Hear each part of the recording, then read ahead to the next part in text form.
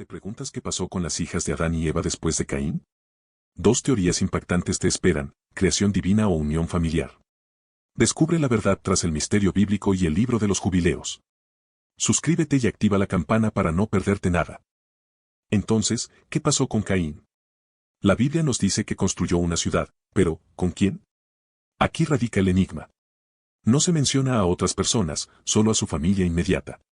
¿De dónde salió la población que formó su ciudad? Esa es la pregunta que ha atormentado a teólogos e historiadores durante siglos. La respuesta, como verás, no es sencilla y nos lleva a explorar diferentes interpretaciones de la historia bíblica. Una posibilidad, aunque menos aceptada, es que Dios creara otros humanos de forma independiente, quizás con características diferentes a Adán y Eva, para poblar la tierra. Piensa en ello, una creación paralela, una especie de segunda edición de la humanidad. Pero esta teoría deja muchas preguntas sin respuesta, ¿no crees? ¿Por qué no se menciona nada de esto en la Biblia?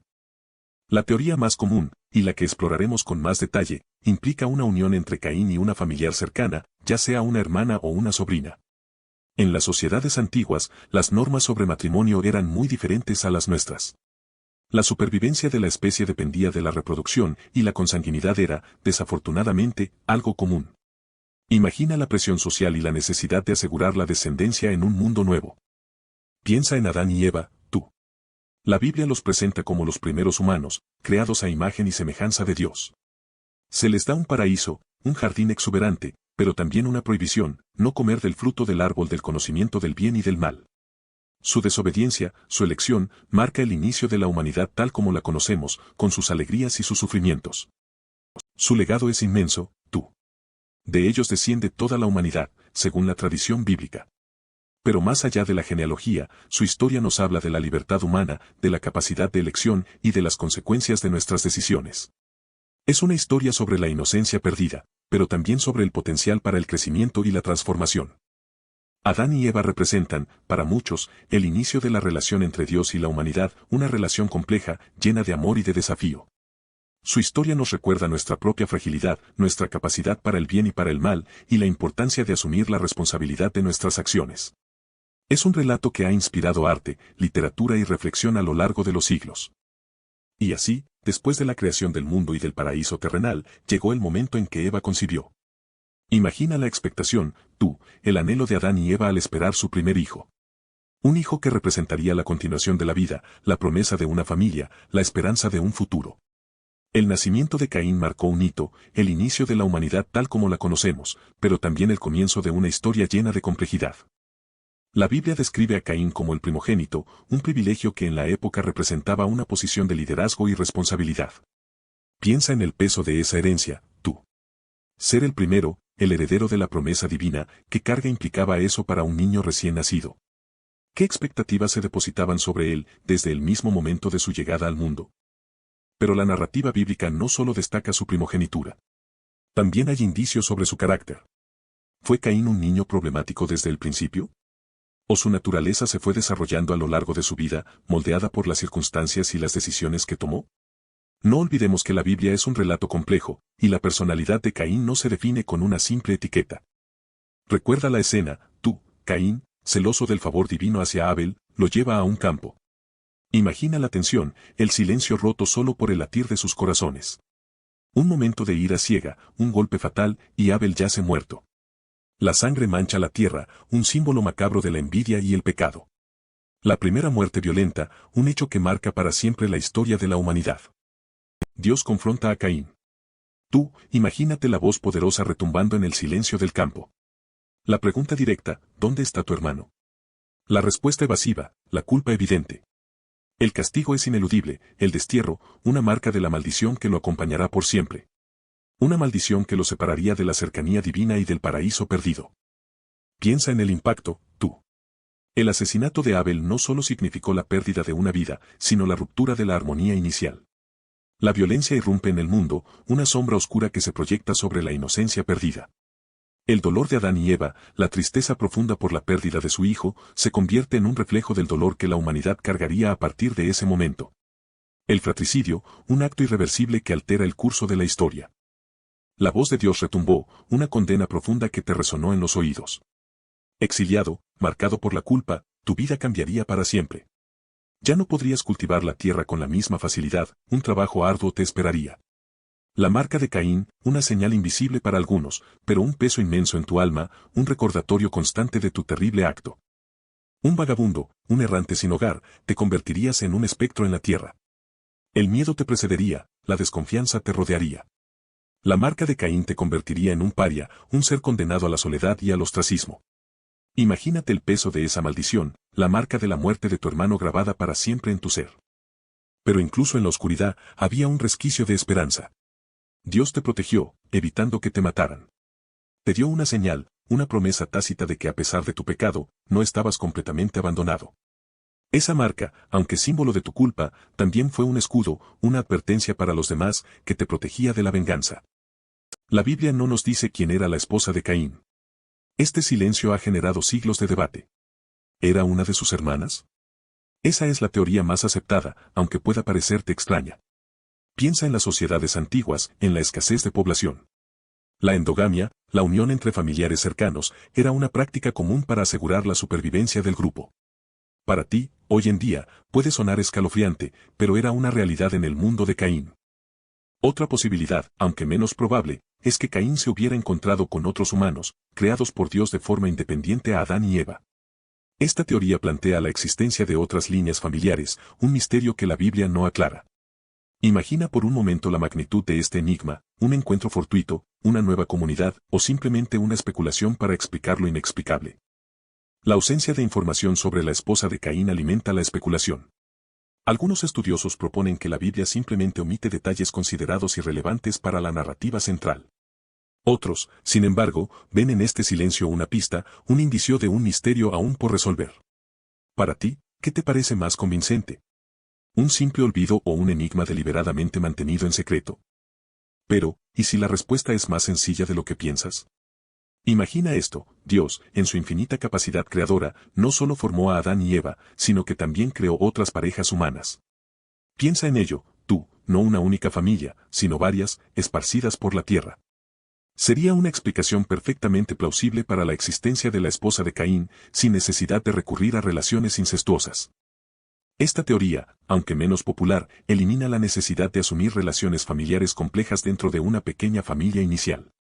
Dios, como el creador omnipotente, podría haber creado otras familias, con sus propias historias y linajes. ¿No te parece una idea fascinante? Se simplifica el misterio de la esposa de Caín y se abre un panorama completamente diferente de la historia de la humanidad. Claro, esta teoría deja algunas preguntas sin respuesta. ¿Cuántas parejas creó Dios?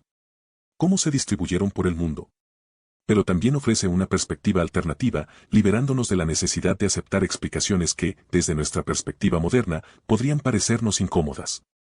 Recuerda, la Biblia es un texto antiguo, interpretado a través de los siglos. Piensa en las implicaciones, ¿verdad? Si Dios creó otras parejas, ¿dónde están sus historias? ¿Por qué solo se centra la Biblia en Adán y Eva? Esto genera un vacío narrativo que algunos interpretan como una omisión intencional, mientras que otros lo ven como una prueba de la incompletitud de la narrativa bíblica.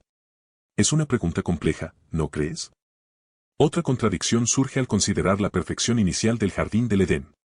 Si existieron otras parejas humanas perfectas, ¿por qué la caída solo afectó a Adán y Eva y a sus descendientes? ¿No debería haber habido una caída similar en otras líneas humanas creadas por Dios? Estas preguntas plantean serias dudas sobre la coherencia interna de esta teoría. Además, ¿cómo se explica la genealogía bíblica si existieron otras líneas humanas? La Biblia traza una línea directa de Adán a través de Sés, ignorando por completo la existencia de otras posibles familias humanas. Esta ausencia de mención es un argumento poderoso en contra de la teoría de la creación independiente de otras parejas humanas. ¿Qué piensas tú al respecto?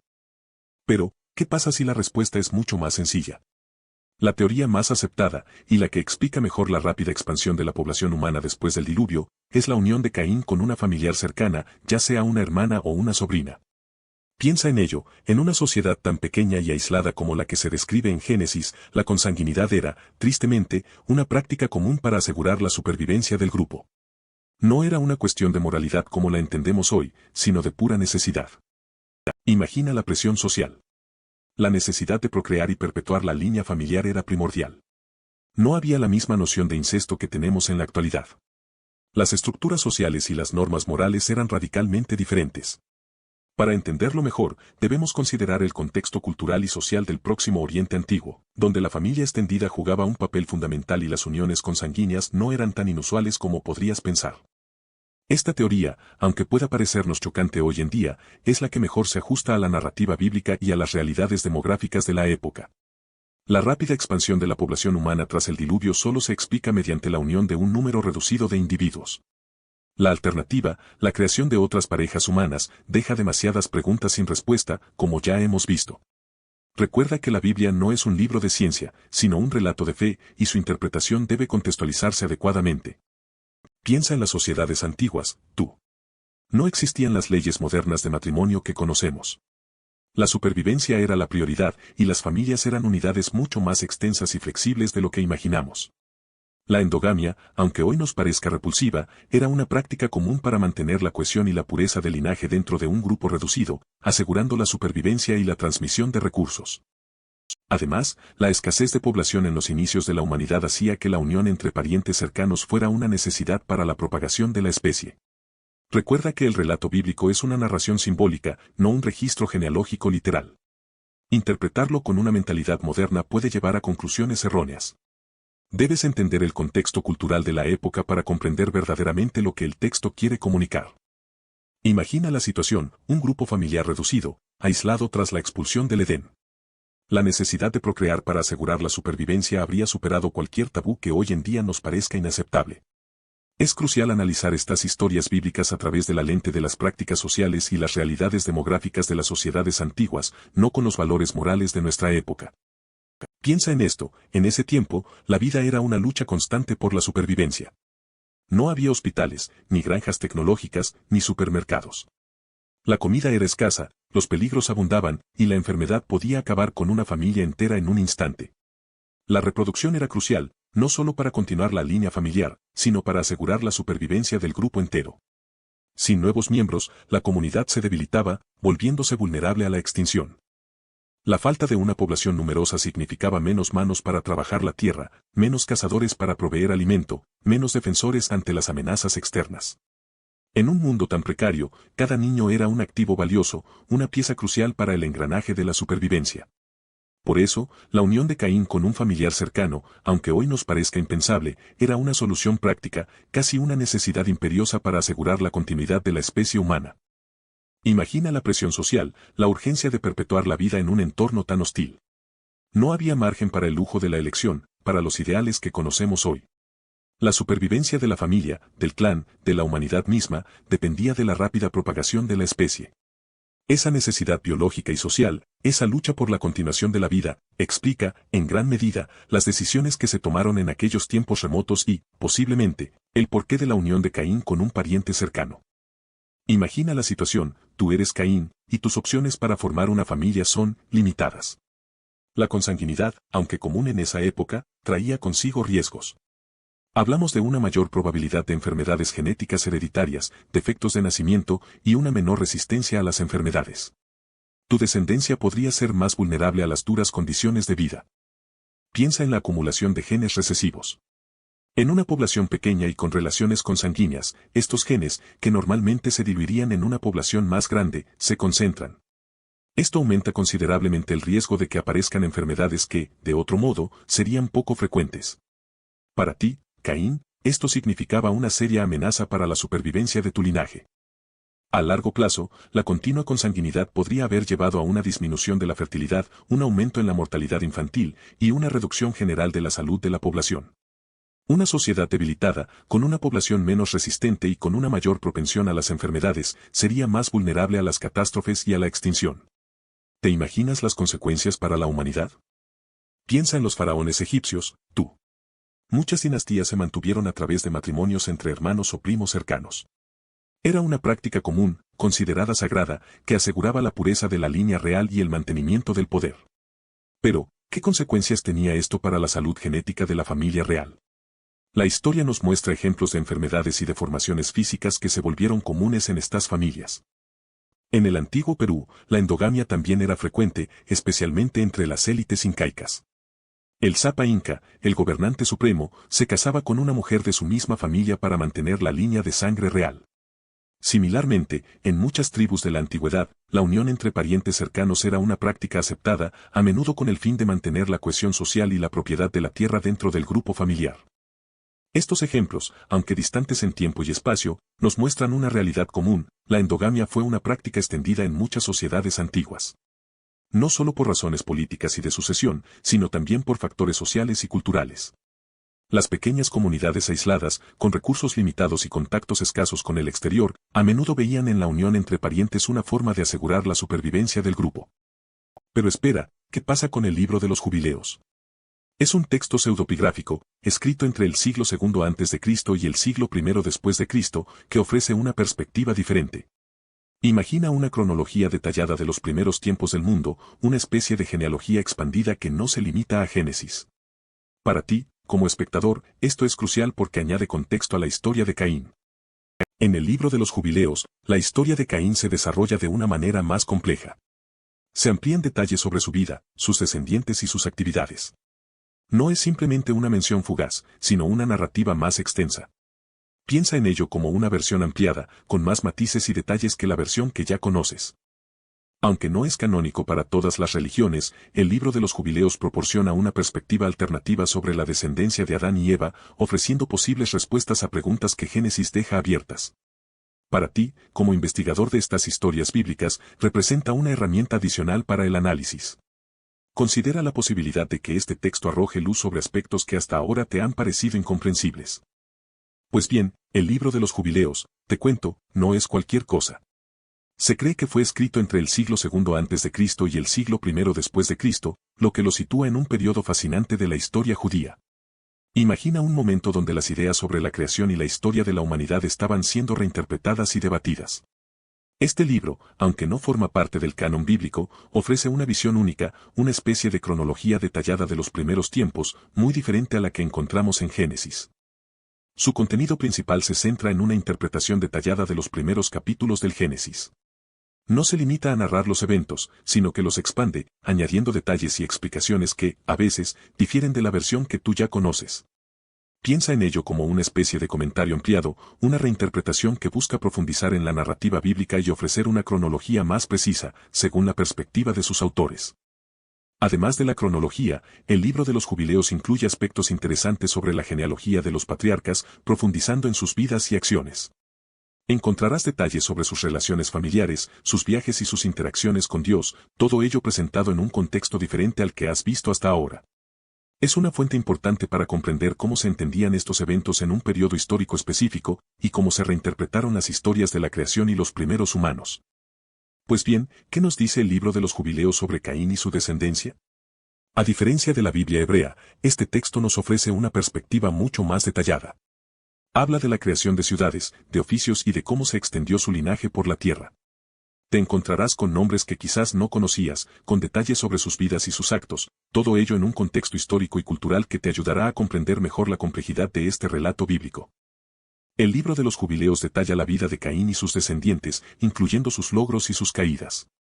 No solo se centra en el pecado original, sino que explora las consecuencias y el desarrollo de su línea genealógica. Verás cómo se describe la expansión de su cultura, sus innovaciones y sus relaciones con otras comunidades. Es una narración mucho más rica y compleja que la que encontramos en Génesis. Prepárate para descubrir una genealogía extensa y detallada, con nombres y fechas que te sorprenderán. El libro de los jubileos no solo nombra a los descendientes de Caín, sino que también describe sus actividades, sus relaciones y su impacto en el mundo de la época. Es una narrativa fascinante que te permitirá profundizar en la historia de la humanidad desde una perspectiva diferente a la tradicional. Vale, ahora vamos a comparar lo que el libro de los jubileos cuenta con lo que ya conoces del Génesis. En ambos textos, Caín mata a Abel, eso es un punto en común. Pero fíjate en las diferencias, el Génesis te da una versión concisa, mientras que el libro de los jubileos se explaya mucho más en los detalles, añadiendo información sobre las familias de Caín y sus actividades, sus ciudades, y hasta sus oficios. Es como si te contaran la historia completa con todo lujo de detalles. Por ejemplo, el Génesis menciona brevemente que Caín construyó una ciudad, pero el libro de los jubileos te detalla el nombre de esa ciudad y otras que fundó su descendencia. También te describe con más precisión las relaciones familiares de Caín, algo que en el Génesis queda un poco ambiguo. ¿Ves la diferencia? El Génesis es más bien una narración breve y esencial, mientras que el libro de los Jubileos profundiza mucho más en la historia de Caín y sus descendientes. En resumen, aunque ambos textos coinciden en el asesinato de Abel, el libro de los Jubileos ofrece una narrativa mucho más extensa y detallada sobre la vida de Caín y su descendencia, proporcionando información adicional que el Génesis omite. Recuerda que estas son solo dos perspectivas y que la interpretación de estos textos ha variado a lo largo de la historia. Es fascinante, ¿verdad? Mira, en el libro de los Jubileos, la historia de Caín se expande. No solo se describe el asesinato de Abel, sino que también se detallan las consecuencias. Se habla de la marca que Dios puso en Caín, no solo como una protección, sino también como un recordatorio constante de su crimen. Se enfatiza el arrepentimiento de Caín, aunque tardío, y su posterior exilio a la tierra de Nod. Fíjate en cómo se describe la vida de Caín en este texto, es mucho más detallada que en Génesis. Otro punto interesante es la descripción de la esposa de Caín. El libro de los Jubileos no la identifica directamente como una hermana, pero sí implica una relación familiar cercana dentro del círculo de Adán y Eva. Esto refuerza la idea de que la población inicial era reducida y que las uniones consanguíneas eran una realidad en ese contexto. Piensa en la complejidad de estas relaciones familiares y cómo influyen en la interpretación del texto. El libro de los Jubileos también expande la genealogía de Caín, detallando sus descendientes y sus actividades. Se mencionan nombres y se describen ciertas habilidades u oficios. A diferencia del Génesis, que se centra en la línea de Set, el libro de los Jubileos ofrece una perspectiva más completa, aunque a veces contradictoria, de la descendencia de Adán y Eva. Presta atención a estas diferencias y cómo enriquecen la comprensión de la historia. Pero, ¿qué pasa con la genealogía de Caín? Aquí las interpretaciones se multiplican. Algunos estudiosos proponen que el texto bíblico es literal, que Caín se unió a una familiar cercana, quizás una hermana o sobrina, para asegurar la supervivencia de su descendencia. Esta interpretación se basa en las costumbres de las sociedades antiguas, donde las uniones consanguíneas no eran inusuales, especialmente en grupos pequeños y aislados. Otros, sin embargo, plantean que la Biblia utiliza un lenguaje simbólico. Para ellos, la descendencia de Caín no implica necesariamente relaciones consanguíneas directas. Podría representar la propagación de una cultura o una línea de pensamiento específica, incluso una forma de vida distinta a la de Abel, sin necesidad de una interpretación literal de la genealogía. Piensa en ello, ¿qué pasaría si la Biblia no nos estuviera dando un relato biológico, sino una metáfora? Finalmente, existe la hipótesis de una población humana preexistente. Algunos creen que Dios creó otras líneas humanas además de Adán y Eva, y que Caín interactuó con miembros de estas poblaciones. Esta teoría elimina la necesidad de relaciones consanguíneas y abre un abanico de posibilidades sobre la diversidad genética temprana de la humanidad. Es una idea compleja, ¿verdad? El libro de los Jubileos, como veremos, ofrece aún más matices a este debate. Piensa en esto, la Biblia fue escrita hace miles de años, en un contexto cultural y social completamente diferente al nuestro. Interpretarla literalmente sin considerar ese contexto es como intentar entender una película muda sin subtítulos. Te perderías matices cruciales, detalles que dan sentido a la historia. Para comprender la genealogía de Caín, debemos preguntarnos, ¿cómo se entendía la familia y la reproducción en el antiguo Cercano Oriente? Las sociedades antiguas tenían estructuras familiares y prácticas matrimoniales muy distintas a las nuestras. La endogamia, por ejemplo, era bastante común. Imaginar que Caín se unió con una familiar cercana no es tan descabellado si consideramos las normas sociales de la época. No estamos juzgando moralmente, sino interpretando el texto dentro de su contexto histórico. Recuerda que la Biblia no es un tratado científico o un libro de genealogía exhaustivo. Es un texto narrativo con profundas implicaciones teológicas y morales. Analizarla desde una perspectiva puramente literal, ignorando el contexto histórico y cultural, puede llevar a conclusiones erróneas e incluso distorsionar el mensaje que la Biblia intenta transmitir. Es fundamental comprender el mundo en el que se escribió para entender su significado. Ahora, vamos a profundizar en algo fascinante, la genealogía de Caín según el libro de los Jubileos. Este texto, aunque no forma parte del canon bíblico para la mayoría de las iglesias, ofrece una perspectiva diferente sobre la descendencia de Caín. Aquí no solo se mencionan nombres, sino que se describe una sociedad compleja, con ciudades y oficios, lo cual nos ayuda a entender mejor el desarrollo de su civilización. El libro de los Jubileos nos cuenta que Caín tuvo un hijo llamado Enos, quien a su vez tuvo a Noé. Pero espera, no confundas a este Noé con el del diluvio universal. Aquí estamos hablando de una línea genealógica diferente, la de Caín. Este detalle es crucial para entender que la Biblia no siempre presenta una genealogía lineal y única. El texto detalla la descendencia de Caín hasta Lamec, quien tuvo muchos hijos. A diferencia de la versión más conocida, el libro de los Jubileos expande significativamente la genealogía, dando nombres y detalles que enriquecen nuestra comprensión de esta rama familiar. Recuerda que esto nos da una idea más completa de la complejidad de la sociedad de la época. Fíjate que el libro de los Jubileos no solo enumera nombres, sino que también proporciona información sobre las actividades y las ciudades fundadas por los descendientes de Caín. Esto nos da una idea de su cultura y desarrollo social, contrastando con la narrativa más concisa de Génesis. Es una pieza clave para entender las diferentes interpretaciones posibles. Pues bien, el libro de los Jubileos no lo tiene fácil. Muchos lo consideran apócrifo, una obra tardía que intenta reinterpretar la Biblia hebrea. Su autenticidad histórica es constantemente debatida, y algunos eruditos cuestionan su valor como fuente primaria para comprender la época patriarcal. Para algunos, es una obra interesante pero con poca fiabilidad histórica, mientras que para otros, sus detalles aportan información valiosa, aunque a veces contradictoria. La cronología presentada en el libro de los Jubileos difiere significativamente de la Biblia hebrea, generando más controversia. Las fechas y genealogías propuestas, aunque detalladas, no se ajustan a otros registros históricos conocidos, lo que alimenta el debate sobre su precisión y fiabilidad. Algunos argumentan que refleja una tradición diferente, mientras que otros lo consideran un intento de armonizar diferentes tradiciones existentes. Además, la teología presente en el libro de los Jubileos también ha generado discusiones. Algunos interpretan sus enseñanzas como una forma temprana de judaísmo, mientras que otros lo ven como una influencia de otras religiones o filosofías de la época. La mezcla de elementos bíblicos con ideas aparentemente extrabíblicas ha contribuido a la complejidad de su interpretación y a la persistencia del debate sobre su origen y propósito. Pero, ¿qué dice el libro de los Jubileos sobre Caín? Aquí es donde las cosas se ponen interesantes. Este texto, aunque considerado apócrifo por muchos, ofrece una perspectiva única sobre la familia de Adán y Eva. Nos cuenta detalles que no aparecen en Génesis y que podrían arrojar luz sobre el misterio de la descendencia de Caín. El libro de los Jubileos, por ejemplo, nos habla de uniones familiares dentro de la descendencia de Adán y Eva, algo que, aunque nos pueda parecer extraño, era una práctica común en las sociedades antiguas para asegurar la supervivencia del grupo. Piensa en las limitaciones de una población tan pequeña en sus inicios.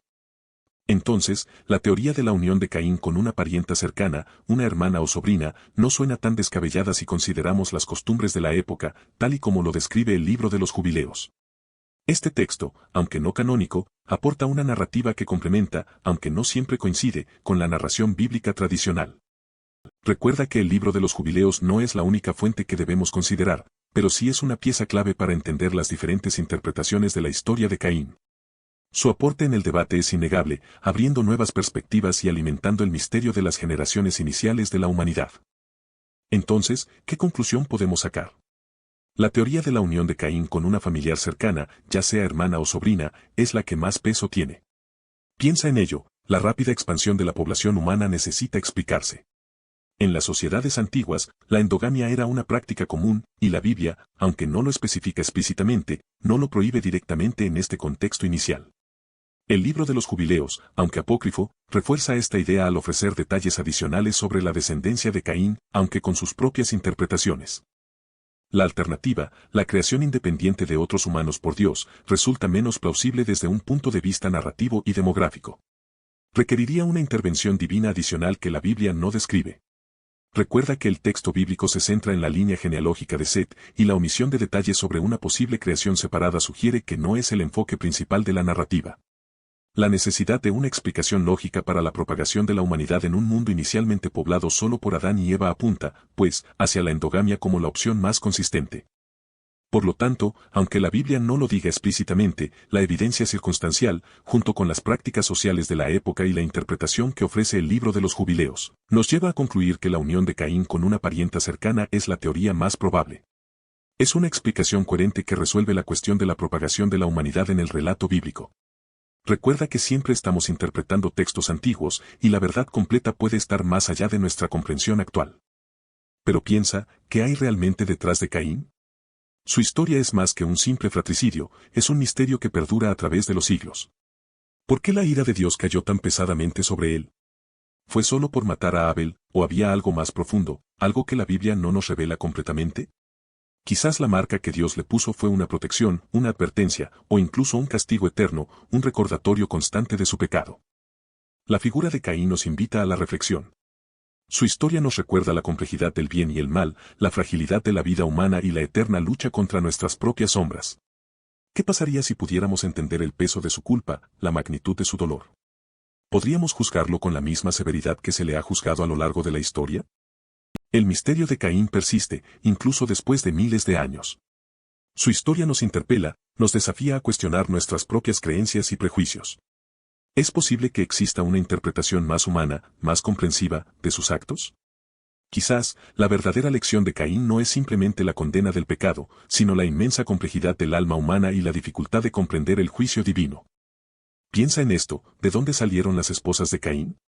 La Biblia no lo dice explícitamente. Esa es una pregunta clave, ¿verdad?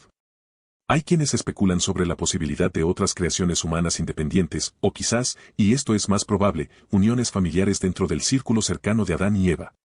¿Te imaginas las implicaciones sociales y éticas de eso? Es un debate que sigue abierto. Otra cuestión fascinante, ¿cómo se desarrolló la sociedad después del asesinato de Abel? ¿Qué tipo de leyes, costumbres y creencias se establecieron? La escasez de detalles bíblicos nos deja con muchas interrogantes. Investigaciones arqueológicas y antropológicas podrían arrojar luz sobre las estructuras sociales de la época, ofreciendo pistas sobre la vida de Caín y sus descendientes. Podríamos encontrar paralelos sorprendentes. Y finalmente, el libro de los Jubileos, una obra apócrifa, ofrece una perspectiva diferente. ¿Qué información adicional nos proporciona este texto sobre la familia de Caín y su interacción con el resto de la humanidad? Compararlo con la narrativa bíblica nos ayuda a entender las diferentes interpretaciones y posibles contradicciones. La investigación en textos antiguos como este es fundamental para entender el contexto histórico y cultural. Espero que te haya gustado este video sobre Caín y sus misteriosas descendencias. Si te pareció interesante, dale like y suscríbete para más contenido como este. ¿Qué opinas sobre el libro de los Jubileos? Déjame tu comentario.